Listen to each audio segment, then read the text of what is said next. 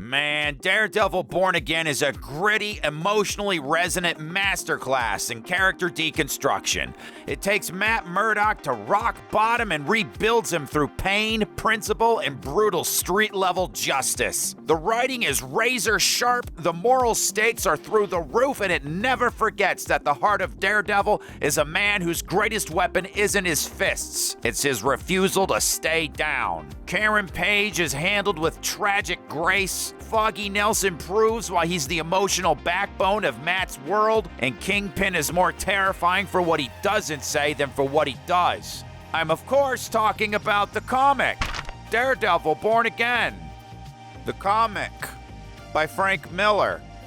Daredevil Born Again, the Disney Plus TV show, is a ratings disaster sequel season built on the corpse of the excellent Netflix series written by a committee of crayon-eating, fart-huffing, nihilistic interns who think story structure is a form of oppression. It's a signed special edition of morally bankrupt millennial writing for dummies. It's a Daredevil show that dares to ask, what if Matt Murdock was stupid, careless, and unethical? What if the man without fear was the man without a spine? But like, in a good way?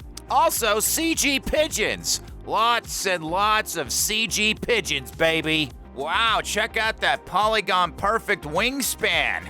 Majestic creatures of the Adobe After Effects wilderness. Nature is healing. I recognize this is coming out over 6 months after the show aired, which might as well make it 6 decades after the show aired. But even during its premiere run, shockingly, online discussion for a show that got worse ratings than Agatha all along quickly collapsed into a wasteland of sad Facebook comment sections populated by corporate bots and people who still type, "We are so back," under Disney Marvel posts like they're trying to win a fucking gift card. Now, let me be very, very clear here. I take zero pleasure in what I'm about to do. I loved the Netflix series. Loved it. The hallway fight scene in season 1 brought me to literal tears when Matt saved that kid. That said, I won't pretend all 3 seasons were perfect or that they don't have their own plot issues here and there, but for my money,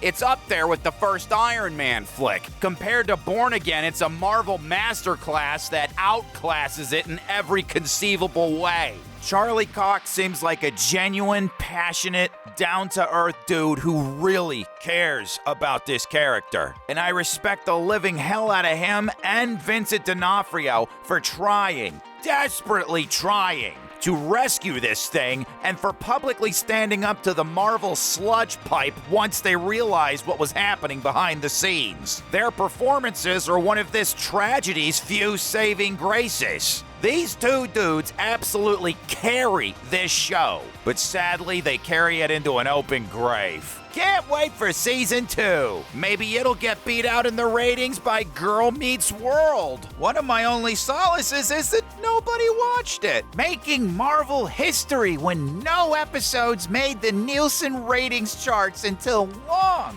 after the show had finished airing, ranking in at 92. Worse viewership figures than Agatha, All My Upchuck, and Star Wars Skeleton Spew. I actually heard that show was okay. This show is what happens when you film 6 episodes, realize your leads are about to revolt, and scramble to rework the entire thing, but the bean counters say the sunk costs are non-negotiable and you have to use most of the footage anyway. This is what happens when you try to rebuild a new show on top of another's foundation of Cool Whip. Tons of what should have been thrown out got duct taped back into the final product, leaving the show a depressing chimera skinwalker of rubbery last-minute CG, studio notes, and corporate panic. And CG pigeons. Since nobody else here at Robot Co-op/Agony Wolf Media was interested in sinking their time into this circus to begin with, or has watched it but emotionally checked out and moved on to more uplifting things, like watching The Acolyte or editing snuff films. It's up to me, Editorial Rikk, to break it all down for you. But But instead of trudging through all 4 hours of this pain, beat for beat, episode by episode, we're gonna speed run this Daredevil autopsy. We're gonna play a little game I call Every Time Daredevil Born Again Thought You Were Legally Brain Dead.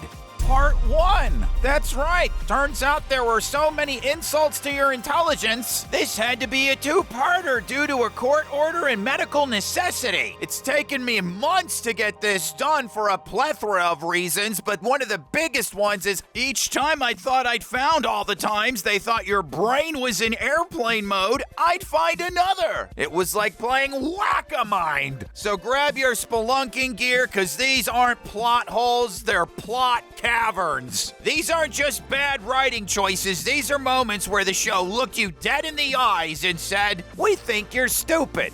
We think you won't notice this heaping steamer because you're either half asleep, watching on a second screen, or doom scrolling TikTok. This is one of the most idiotic shows I've ever watched. And I say this as an idiot. Even I can notice this stuff. Even I can see how bereft of oxygen this show's brain is. Let's do this. The We're So Back banter that breaks reality. Daredevil Born Again kicks off with Matt, Karen, and Foggy leaving their law office and heading toward Josie's bar. After years, our core trio back together on screen.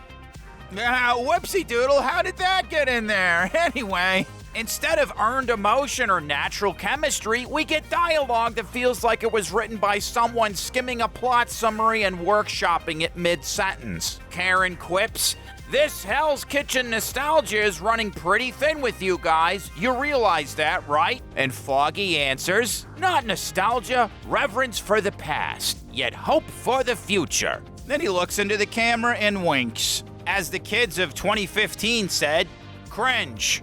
Nobody talks like this. This shouldn't be longtime friends reconnecting. These are people who work together, see each other, and share the same recycled office air every day. Matt's over here crop dusting the hallway with whatever Josie's nachos did to his insides, and we're supposed to buy banter like they haven't seen each other in years. It's exposition dressed up in casual conversation. The kind of scripted reunion that's meant to feel warm and familiar but lands like cold leftovers reheated in a microwave of mediocrity. The actors? Still phenomenal. Charlie Cox, Eldon Henson, and Deborah Ann Wool give it everything they've got. But even they can't salvage lines that sound like they were written during a content strategy meeting. Instead of excitement, it delivers early on-set dread. Yeah, there clearly was a lot of dread on set. You can practically hear the studio notes echoing between lines. Remind the audience it's been a while, reestablish dynamics, make it sound casual but meaningful. It's nostalgia on autopilot, emotion by algorithm. I already couldn't help but worry that this season isn't here to honor what came before, but that it's here to replicate it. Poorly.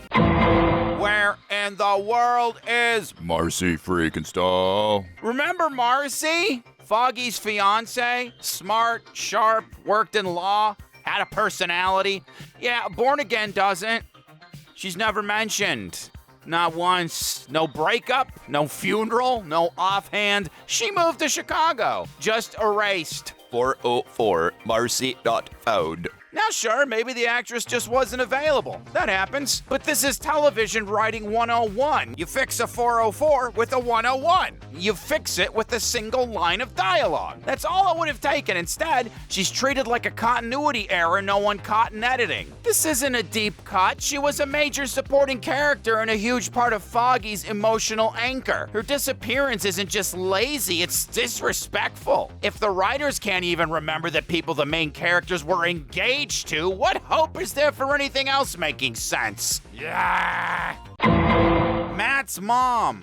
Raptured, none of this makes sense. Hold on to your long butts, folks. We got another missing persons report to fill out here. You ever heard of a gal named Sister Maggie? Matt's mother? The nun who helped him recover physically and emotionally after the events of Defendors? I wonder if she's still offering her services. Guess who isn't coming to craft services? All we get is a bizarre conversation during a hostage situation in episode 5 where Matt confirms he does indeed have a mother.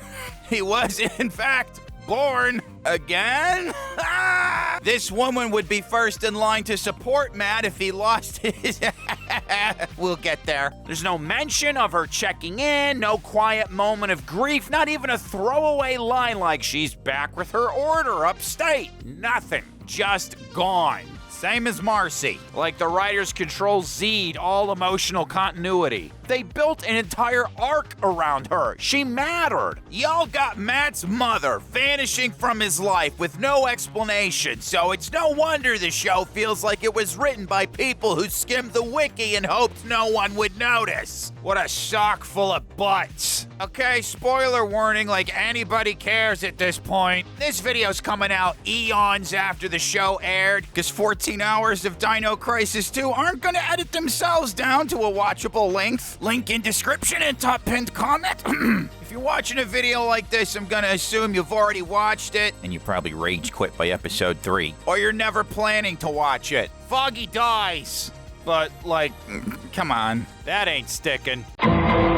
Foggy's death and the CG fire escape fiasco. Foggy Nelson, beloved character, moral center, Matt's best friend, gunned down within the first 10 minutes of the show by Bullseye. Funny enough, despite being gunned down in the street, Foggy ends up being the only character who doesn't get assassinated in this show. It's a blessing in disguise to sit this shit out, my dude. It's meant to hit hard. It's meant to set the tone. But that tone, as it turns out, is plastic CG dog vomit. Glossy, weightless, occasionally convincing in low light, but obviously fake the second you look twice. As soon as Foggy gets dropped, the show immediately tries to distract you with what they clearly thought was a triumphant action sequence. A big hallway brawl like the Netflix days. But instead of grit and tension, we get PlayStation 3 era physics. Matt lands on a fire escape like a sentient pool noodle. Bodies stretch and warp in ways that should come with a seizure warning. Everything is slathered in artificial, cloudy CGI smoke so you won't notice the janky animation. Except we do.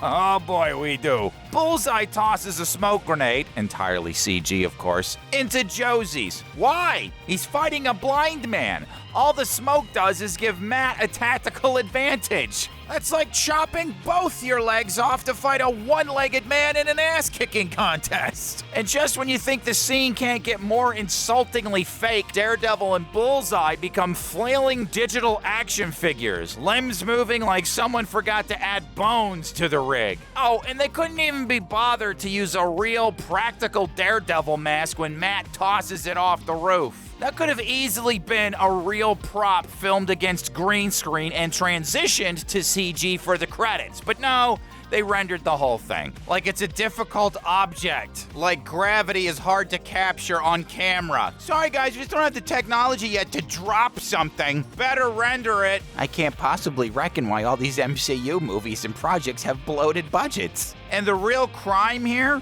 Charlie Cox and Wilson Bethel, Bullseye, give it their all. They're locked in. The intensity, the physicality, the emotion, it's all there trying to punch through a smoke-choked, asset-flipping mess of a scene. The CG doesn't just undercut the moment, it insults it. It's Henry Cavill's lip all over again. Actors doing A+ work while the post team runs it through After Effects like it's a student film project due the next day. They wanted us to cheer the return of Daredevil, but instead of saying, "We're so back," all I could think was, we are so MCU-ified, with a generous side of mouse droppings. Anyway, Foggy lines flat, and Matt makes Bullseye go splat. The year that wasn't.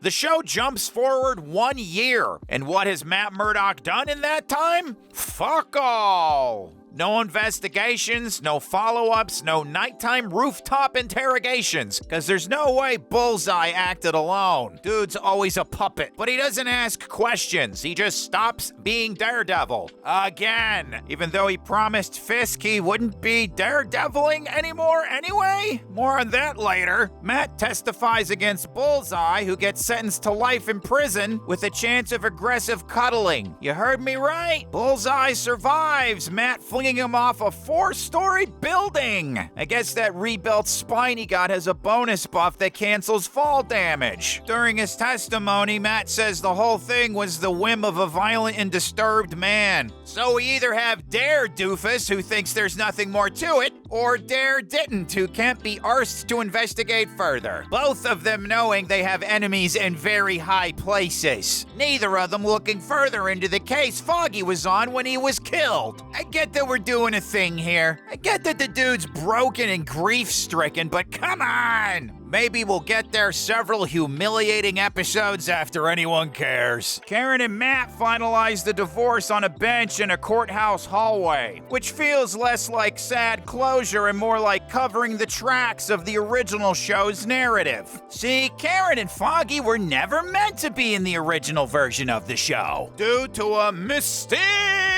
studio mandate. You're a smart, hip, worldly person. I'm sure you can figure out what that was. Karen and Foggy were tacked on like DLC skins to the new premiere episode after Marvel's reshoots to give fans a cheap hit of nostalgia, then swept off the board so Disney can move on with their studio mandate cast. But let's back up. Matt giving up the cowl again? Let's do the math. Season 3 ends with Matt promising Fisk he won't do Daredevil shit anymore. But between then and Born Again, it's heavily implied he's been suiting up, because why else would he be so comfortable in the costume? Or able to so quickly go, Devil Man, or so emotionally wrecked by putting it down? The dude fondles the horn off of his old mask like it's his new fidget toy. So, did he break that promise off screen? Did we miss another show? Was I supposed to watch Agatha? Oh my god, this show fucking sucks. This isn't just lazy, it's narrative gaslighting. The writers are betting you'll forget everything that came before and just roll with it. It's emblematic of a deeper issue. We skip over all the grief, the emotional fallout, and the sense of justice Matt usually craves. Karen bounces, Matt sulks. Foggy's memory gathers dust. Matt plays Mario Kart World in a store, because even highfalutin city lawyers can't afford a Nintendo anymore. Then he remembers he can't play video games because he's blind. Actually, in issue 333, he was shown to be able to sense the alterations and differences in electrical currents, so he probably could. So no, Bullseye going to prison for Foggy's murder shouldn't be satisfaction or anything approaching it for Matt or us. I never bought for a second that Matt Murdock, the obsessive lawyer, the wounded Catholic, the guy who beats confessions out of mild conductors and sex ers for breakfast, would just accept, Bullseye's crazy, what are you gonna do? As an explanation at face value. Slipping into sad sack superhero retirement? Fine, he's had enough of this shit and he tried to kill somebody, but not before he got answers. It's the storytelling equivalent of whispering, good enough, while sweeping a broken plate under the fridge and blaming the floor for being too hard. All the potential drama built around likable characters we actually care about from excellent actors, the core of what Daredevil used to do so well, gets the skip ad button treatment so we can move on to new things, like Matt's exciting new sidekicks. So dryly written and dryly performed, they should be wearing name badges that read, "Hello, my name is Structural Placeholder." Let's meet them. The Great Value Replacements. Kirstin and Cherry. Meet Kirstin McDuffie and Cherry. They're the Aldi brand knockoffs of Karen and Foggy, duct taped into place so hastily you can still see the outline of the real characters beneath them. Kirstin is Matt's new legal partner, introduced with all the grace of a rebooted sitcom side character. Smart, smug, always right, and never challenged. She's written to be flawless from the jump, showered with praise by Matt and herself, and seems to exist solely to show how much better things are without Foggy and Karen. Her qualifications?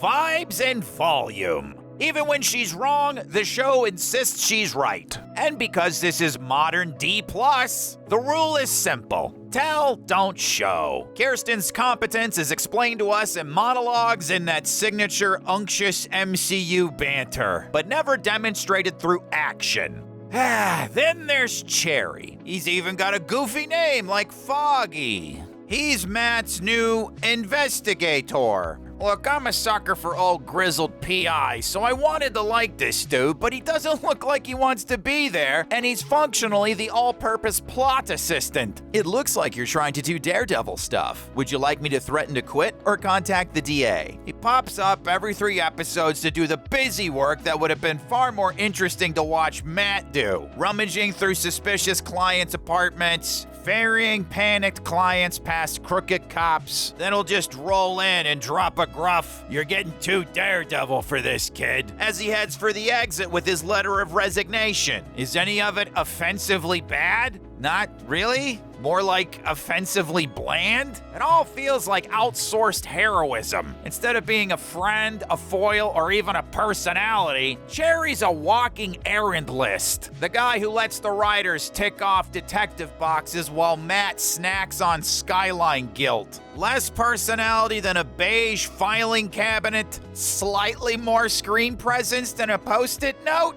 Congratulations, Marvel, you've invented the narrative temp worker. The problem isn't adding new characters. The problem is dumping the ones who earned their place and replacing them with plug-and-play personality templates. If you wanted to add new characters and evolve the cast, that's great. That's expected. But don't shove them in like Lego minifigs and hope we won't notice the swapped heads. It's cynical. It's lazy. And worst of all, it's dumb enough to think the audience won't notice 2 major characters being replaced by warm bodies who say, "Don't Daredevil," and hit "Slay Queen" on cue. We noticed. And we remember the original cast. You can't just fog and dance your way out of this one, Disney.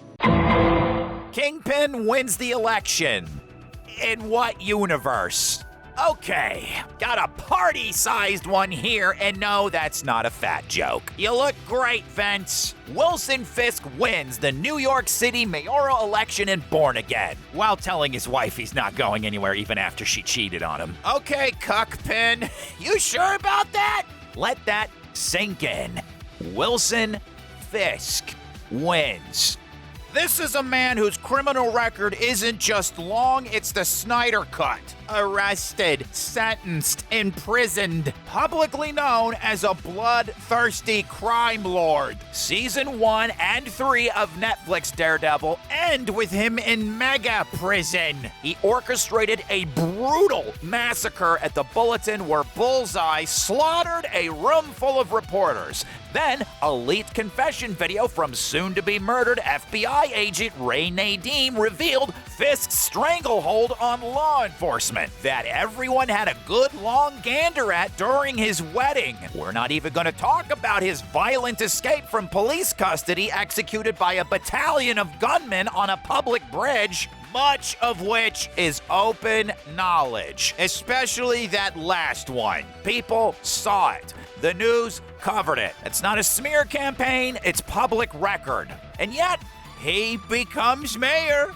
He legit wins the vote. And throughout this entire segment, I've been hearing the keyboards go clickety-clack. Something like this already happened in real life. Sounds like realism to me. Listen, are politicians scumbags? Absolutely. And I'll be the last person on earth to make apologies for the fork-tongued crypt keepers that get put into power. This way, that way, they're all crooks to me. The good ones just don't get caught. But I hate to tell you, not every politician you hate is a comic book villain. Tell me your ego is so fragile you desperately have to see everyone who disagrees with you as evil without telling me your ego is so fragile you desperately have have to see everyone who disagrees with you as evil. I've been around long enough to see that every candidate who's ever won has been called history's greatest monster by the people who didn't vote for them. Some may be more right than others, but the incessant hyperbolic rhetoric and spin is exhausting, and it's why an enormous amount of people are now completely checked out on this shit. Which is dangerous, but can you blame folks with how miserable people are to each other over it? This might microwave every tinfoil hat on the internet, but no modern American public figure, no matter how corrupt,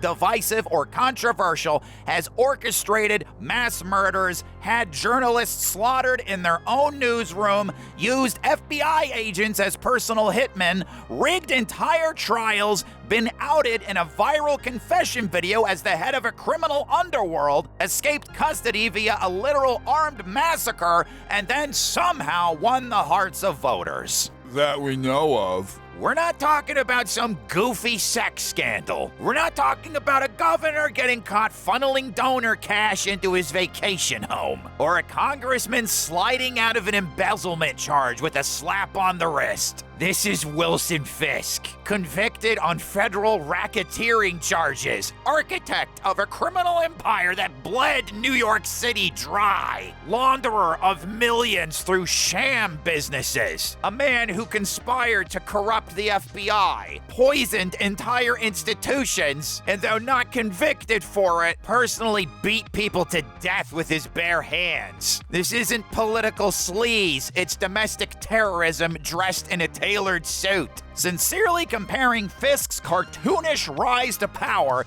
to anything grounded in reality is like comparing The Purge to local elections. Like Mortal Kombat fatalities to a bar fight in a pizza parlor. That's a front to a child beep beep ring run by cannibalistic life-harvesting lizard people. It's a caricature, my boy. You're being too literal. If intended as an absurdist exaggeration or a straight-up stand-in, it would make the show even worse. It shrinks a complex villain into a meme and turns the plot into a dunk, not a drama. Weirdly, and credit where it's due, this season mostly doesn't lean into that. It's a rare case when a Disney Marvel movie or show said, hey, look at the smoldering heap that ham-fisted politics have turned the comic book industry into. Look at the smoldering heap that ham-fisted politics have turned the MCU, Star Trek, Star Wars, late-night talk shows, Doctor Who, etc. ad nauseum into. Let's not do that. I can't believe I'm saying it, but good job, Born Again. Marvel shill confirmed. So what you're left with is a Rorschach test. If you came in wanting a ridiculous real-world caricature, you'll see one.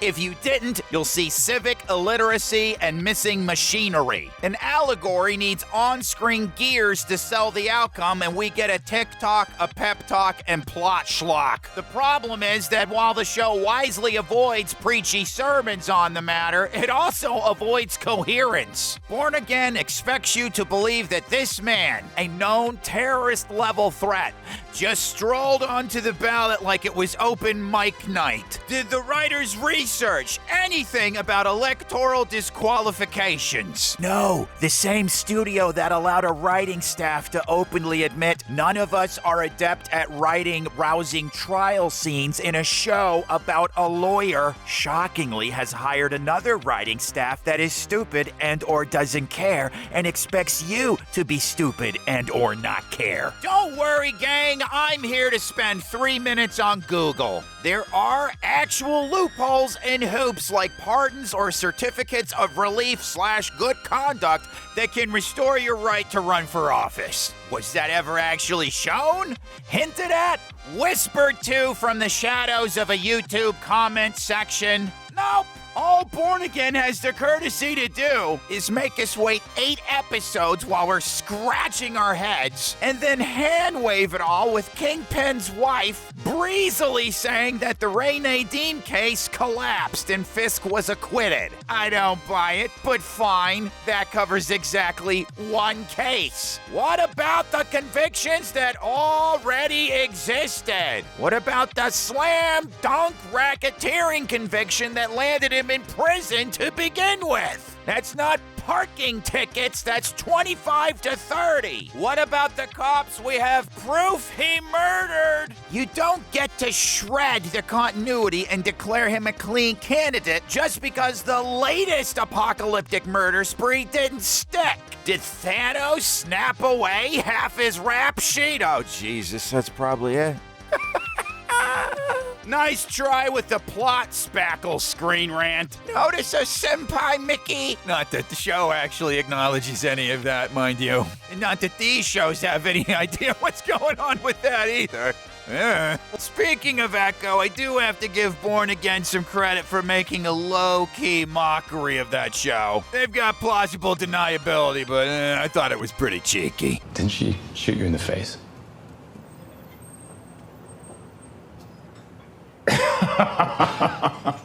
Listen, dude should still be rotting in a cell, or at the very least, legally and politically radioactive. There's no getting that level of noxious stink off your name. PR for Breeze ain't gonna cut it. You can't Clorox wipe a crime resume like this. But the show, of course, expects you to believe voters suddenly got amnesia and lost their sense of smell. It doesn't work on any level. Politically, logistically, satirically, legally, beagly, smeagly. It's just lazy. The kind of lazy that asks you to forget 3 seasons of carefully built tension so we can watch a neutered version of Kingpin mope around in marriage counseling. And just to twist the knife a little deeper, let's talk about the comics. In Marvel Comics, Wilson Fisk's rise to mayor wasn't completely ludicrous with respect to the medium. It happened during the Secret Empire storyline, when Hydra had taken control of the United States and plunged New York into chaos. While superheroes were off doing landing poses, Fisk stepped in and did what they couldn't. He provided food, safety, and essential services to terrified citizens. He became a symbol of stability in a lawless, occupied city. It's almost like if you want to put a monster in power, you need an even bigger monster and a crisis. It's too bad nothing like that's gone on. He didn't just throw money around, he leveraged that crisis, reshaped his public image, and crafted a believable platform.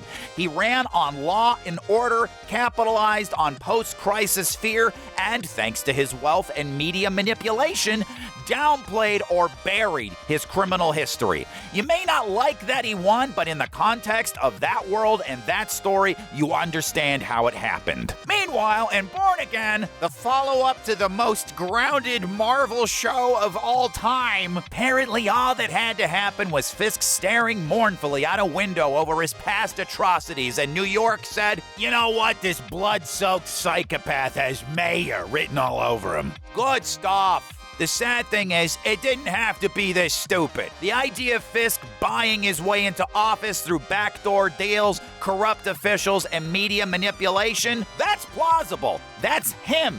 If the show had leaned into his shadowy influence, bribing election boards, laundering his image through puppet candidates, rigging debates, and then having to deal with an outraged public when he wins, it might have worked. But no, Born Again wants you to believe that the public just flat out loves him, cheering him on, voting for him, applauding his speeches like he's a hometown hero and not a man who once had a whole police squad publicly liquefied. Brain dead. Trust me, Fisk Bro. Wilson Fisk, the criminal tactician who once turned a car door into a guillotine, is now taking political strategy cues from a mook-ass Jersey Nepo baby with the swagger of a vape shop cashier and the intellect of a ring light. His name? Daniel. A TikTok golem that exists solely to bellow things like "Fisk is trending!" mid-club, drunkenly leak sensitive info to the next of kin to Fisk's victims, and shout over his superiors like a podcast bro who just discovered Nietzsche. He's not menacing, he's not competent, he's just there. a walking Axe body spray ad who apparently got promoted because he once said, "Actually, Fisk is cool," and the writers never figured out how to undo it. This is a guy who blurts out Fisk's entire port strategy to B.B. Urich, prominent online reporter and niece to the late Ben Urich, a fantastically written and performed character brutally killed off far too soon by Kingpin. Hey, I'll admit it, Netflix Daredevil screwed the pooch hard, killing him and Wesley off when they did. He just tosses it out there like it's gossip at brunch. And instead of Fisk snapping his neck like a breadstick or burying him under a parking garage like Wesley would have arranged with zero dialogue, he gets forgiven. That's it.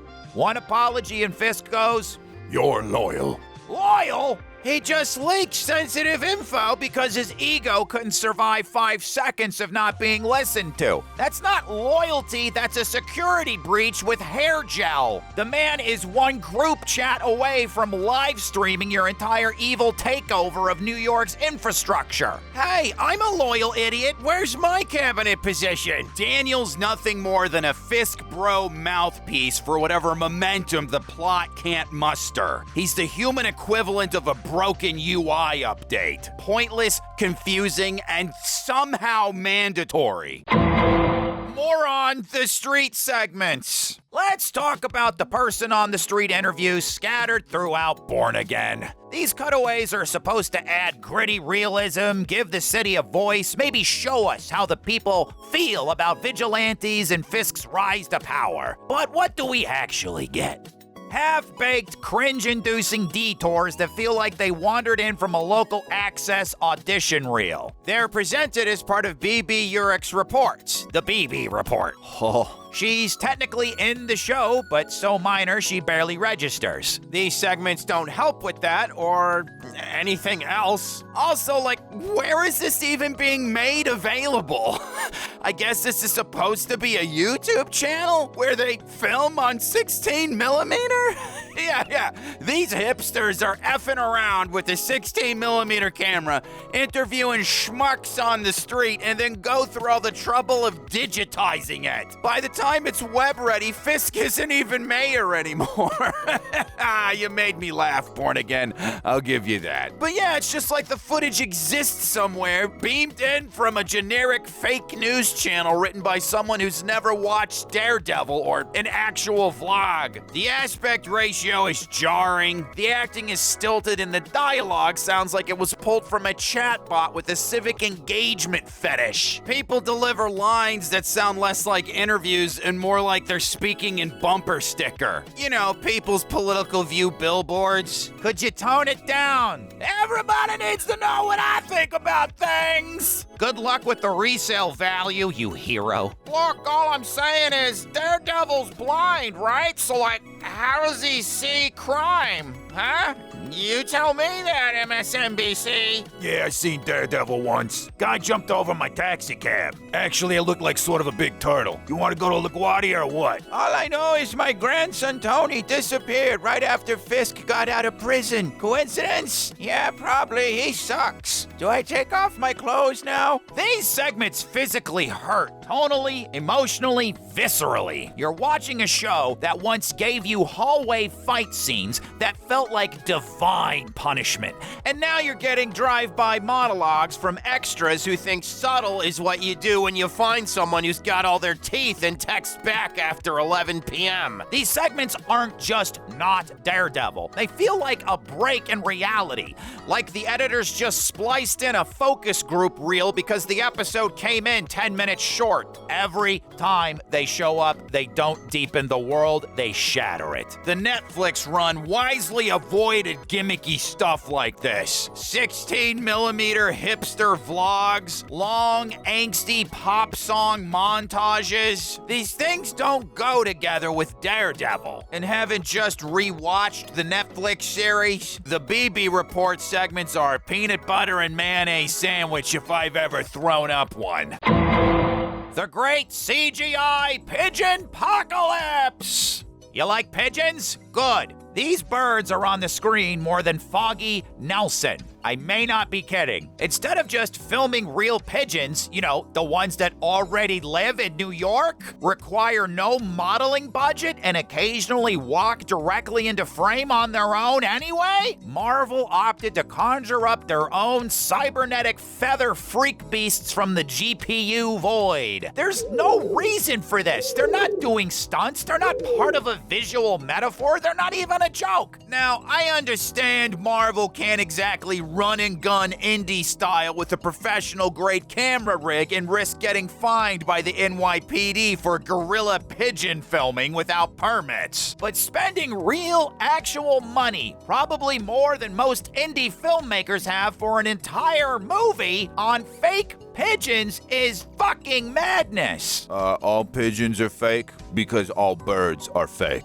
Just don't show them! If you're trying to get some New York flavor, there's plenty of shit out there to point your camera at. This is exactly why Marvel budgets spiral into bloated absurdity and why every episode of Born Again feels like a financial crime. Stock footage websites exist precisely to prevent these embarrassments. Marvel could have solved this problem for a few bucks in 5 minutes on Shutterstock. Just ask James Wynn, a man who knows when to use CG birds and abuse DMCA systems to take down fair use parody. But instead they said, no, let's lock some poor animator in our CGI dungeon to model a pigeon and then clone it 100 times. This isn't an artistic choice. This is financial malpractice. Stock footage of real pigeons could have been licensed for less than it costs to rent a green screen and I don't know, what do pigeons eat? A crumpled McDonald's receipt smothered in honey mustard. But Marvel, operating with the spending instincts of a sleep-deprived game show contestant, said, nah, let's hire someone to model the pigeons, rig the pigeons, animate the pigeons. If pigeons had a union, this show would be a strike-worthy offense. Meanwhile, Andor, on the same streaming service, went to all the effort to track down a rare species of pigeon called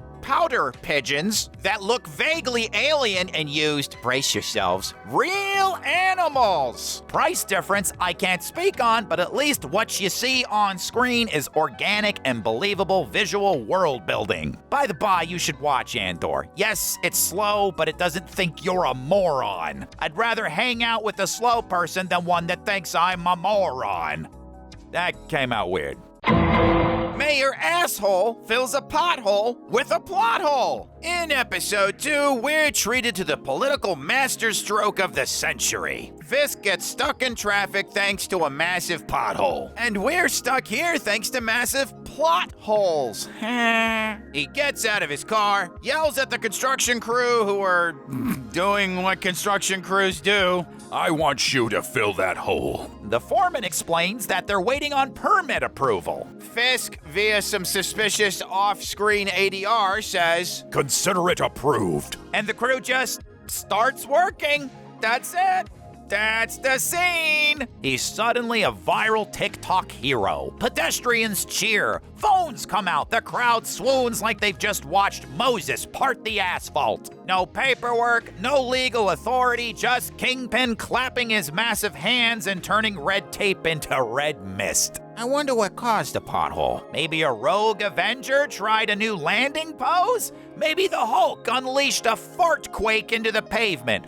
Who knows? The point is, you're supposed to believe this is how infrastructure works. Just say the word approved and boom, instant repairs. What do you want to bet that pothole is only halfway filled and all those guys are fired? The audience is expected to cheer along like toddlers watching a goofy bullshit mayor fix the city with magic words. And speaking of magic words, after Fisk flexes his mayoral muscles on the way back to the car, Daniel says, "Sir, solid hole work filling in that hole."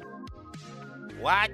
Well, if it's anybody who knows hole work, it's Daniel. You got a little something there. And what makes the scene even more not the sharpest doorknob in the pencil box is 2 episodes later, Fisk tries to put his Red Hook port revitalization project into motion. And his head advisor, Sheila, has to remind him that he can't just snap his fingers and make shit happen. Bureaucracy exists now. Processes exist. This time. It would have helped if you had her say, "This isn't exactly a pothole, Mr. Mayor." And she'd be right, a pothole and port revitalization aren't the same thing. But for both, bureaucracy exists. Processes exist. Fisk used to be a city planner, for crying out loud. Now he's acting like an idiot who just learned what a traffic cone is. His entire arc in season 1 of the Netflix series revolved around manipulating real estate laws and navigating civic corruption. I remember that. A couple of us remember that. I don't think the writers do, because they probably were looking at their phones while watching. I'm just kidding, they didn't watch it at all. And hey, Chris Brewster, stunt double for Charlie Cox, who wasn't invited to participate in Born Again despite Charlie Cox's direct requests, said Marvel told every person working on that show that they don't want Born Again to look anything like the Netflix Daredevil series. So why watch it, right? A side note, I like too that Fisk had to have had some poor clown drag this model out to this filthy stabby port, leave it there, hope no one fucks with it, because it's completely unattended when they walk up to it, and then he drives his whole Scooby gang out to the port to look at it. Couldn't you have just done this in an office?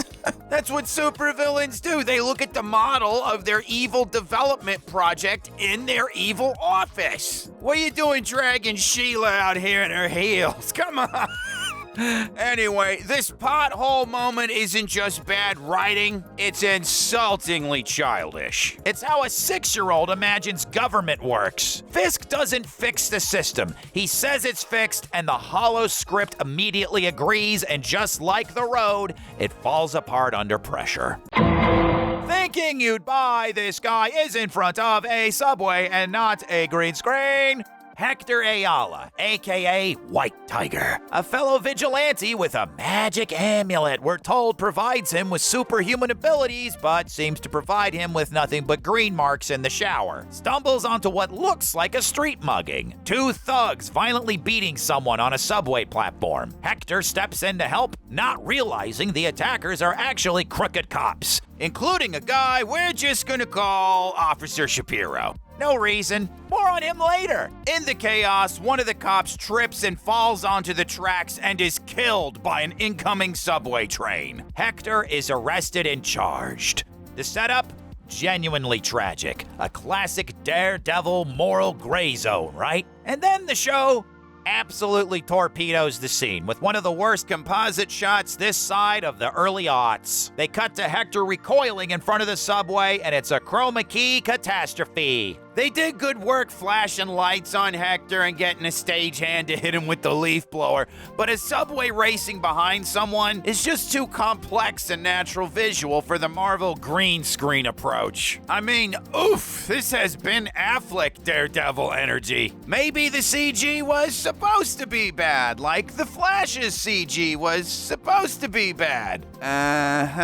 This moment was supposed to be serious, high stakes, the inciting incident for the whole trial to follow. Instead, the subway looks more like anime speed lines, as if Hector's gearing up less for a mournful reaction and more for a Kamehameha. I don't claim to know the complexities of actor availability, subway operation schedules, set safety regulations, and yada yada yada. But since it seems the mouse has more money than God and the same impulse control as a toddler in a Lego store, stapling blank checks to bogus first draft scripts and calling it cinema, I gotta figure you could have spent the cash to get this guy to stand in front of a real subway. Maybe it would have even been cheaper. No, we gotta CG it. There's no subway cars or pigeons in New York City, this city you are filming this show in. Another scene borked in post-production by a team that thinks good enough is a visual style. Hector Ayala gets railroaded, legally and digitally.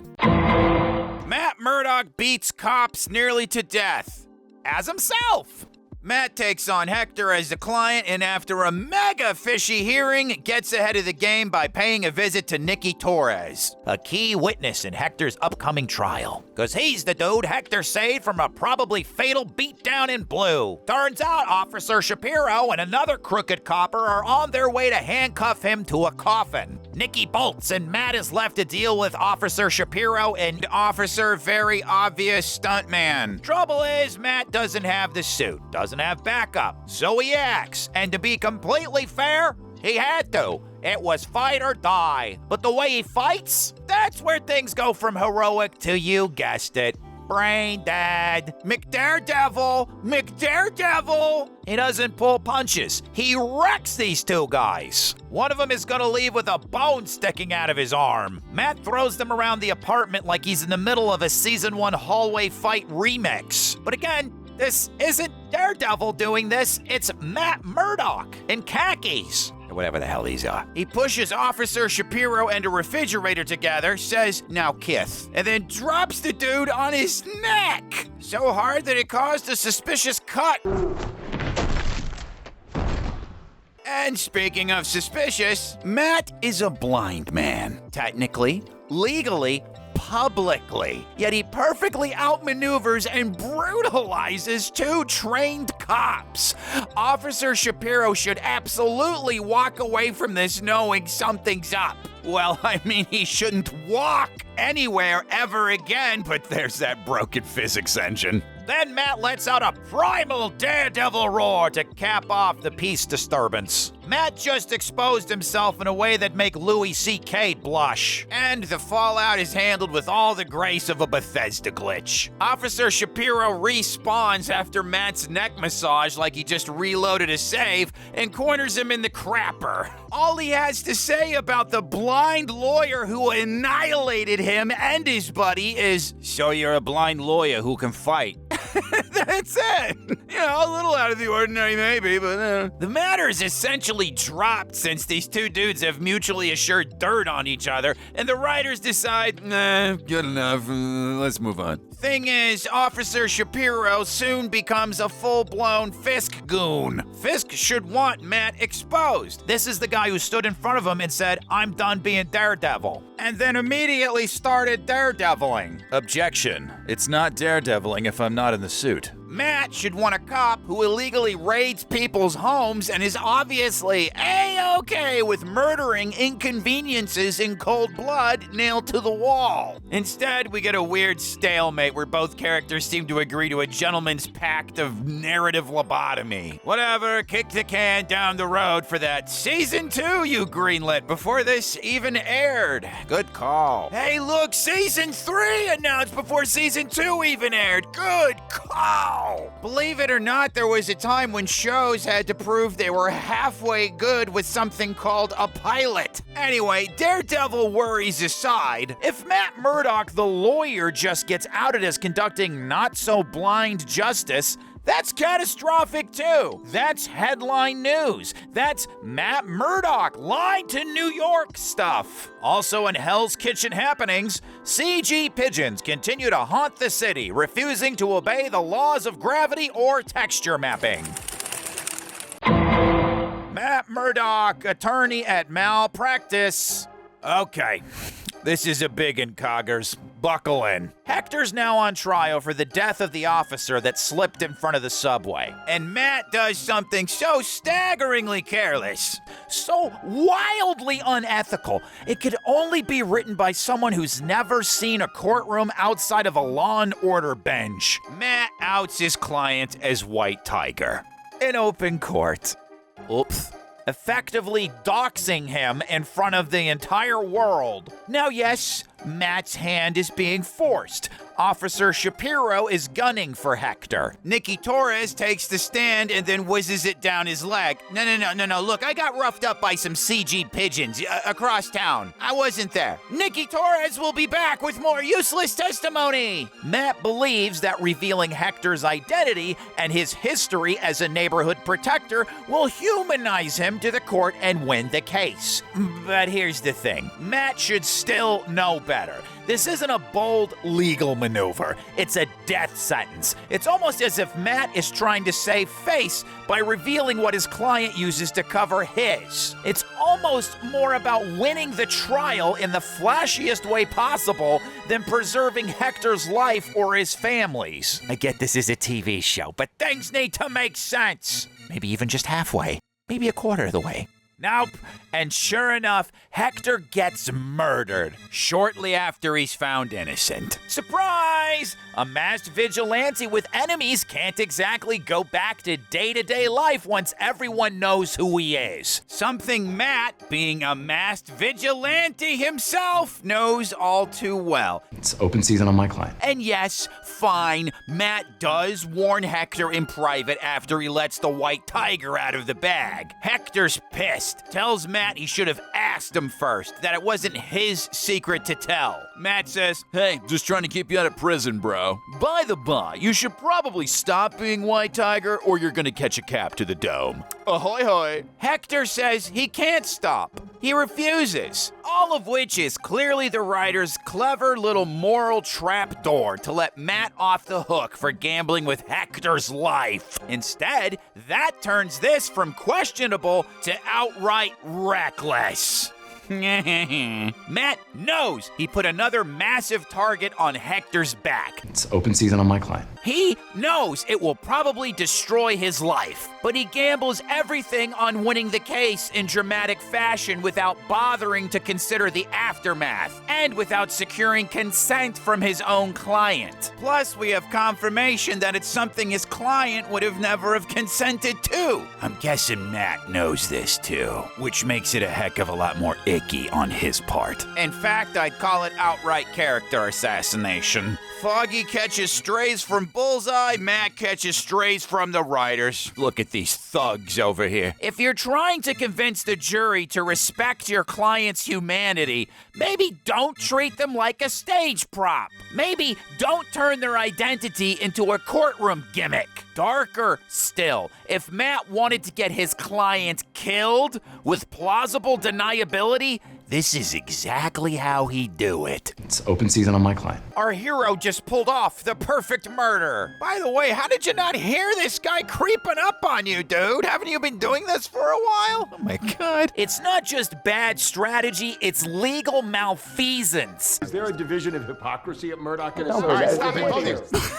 Yeah, stop it. It's not a good sign when the villainous prosecutor is the only one talking sense. All I could think in this scene after Matt outs Hector was, that motherfucker dead. at minimum, Matt should be slapped with a mistrial and possibly disbarred. And no, I'm not exaggerating. Knowingly exposing a client to deadly harm through your defense strategy can absolutely be grounds for professional discipline or disbarment. But the show doesn't care.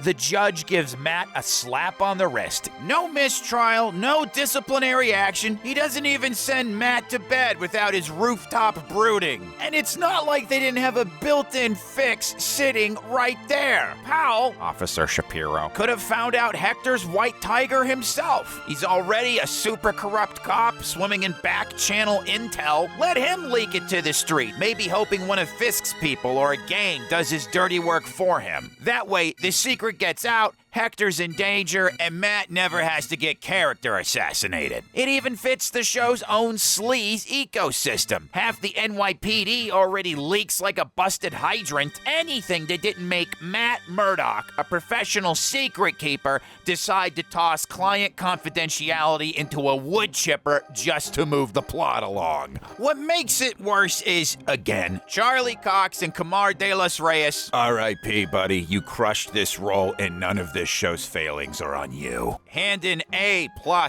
performances, and the writing on Matt's closing statement is extremely moving, but it's undercut by missing pieces. We're told the community loves Hector, that he protected them, that he's a hero, except we're never really shown any of this. The only evidence of his good deeds outside of the inciting incident that got him arrested is a 2-second clip of him breaking up a convenience store robbery on a TV screen. screen. The rest is a few snapshots of a burning car Hector pulled some folks from and testimony from randos. Kamar's excellent performance is the only thing that sells it. But hey, since the community loves vigilantes so much, Hector walks free. Side note, here's another great spot where the entire foundation of Born Again collapses. If the public loves vigilantes this much, how the hell is Wilson Fisk mayor? Fisk's whole campaign is built on Vigilantes are dangerous. We need law and order. No more daredevils. But then the show pulls a hard 180 and says, actually, people love them. So, which is it? Either the city wants masked heroes or they're terrified of them. In the hands of a better show, this apparent divide could be more cleverly explored. But here it feels like, at best, narrative amnesia and at worst, plot necrosis. Oh, and let's not forget Hector's magic amulet, because the show sure does. The magic Etsy purchase that allegedly gives him power, it's tossed in a Ziploc bag by the coroner like it's a half-eaten protein bar. Never glows, never activates, doesn't save him. It's probably in MCU hammer space waiting to be handed down to this girl, Hector's niece. Then she can give superpowered ass chewings to Matt while he stands there and goes, down, you're right. Though I will say in this case, Matt does deserve an ass chewing. You got him out of jail? A lot of good that did him, huh? Hey, that's what I said. You're a lawyer. You ain't dumb. Oh, where was this clip earlier in editing? Expect to see this one a lot coming up, folks. You're a lawyer. You ain't dumb. Oh, I'd say the jury is still out on that one, kiddo. Asshole cops were dirty. You got him out of jail. They put a bullet through his head. You don't gotta be good at math to put one and one together, you know?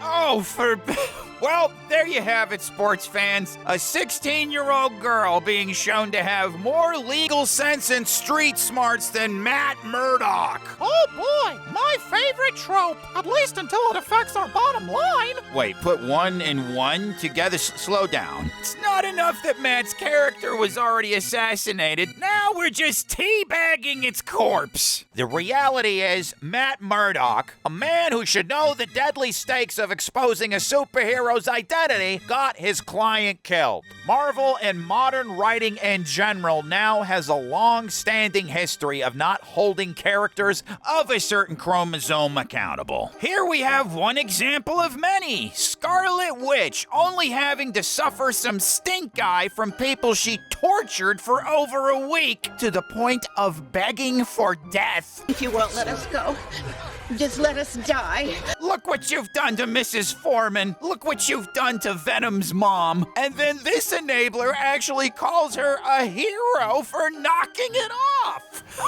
You can't make this stuff up. Evil people write these shows. Given all that, I'm usually against these sorts of things, but I'm glad at least someone said something. Well, not glad, since all of this was extremely avoidable, but I'll take what I can get. This aside, Matt faces zero blowback. Maybe Marvel is finally putting their money where their lip service morality is and actually embracing equality. You can be a sleazebag and face zero personal consequences too now, Matt. You're still gonna get lectured at and emasculated as much as possible, though. Sorry, bud. Anyway, if Matt had slammed the gavel through Hector's head himself, it might have been more merciful. But instead, he handed the mask to the world and said, "Here's his neck. Have at it." Won the trial with style, though.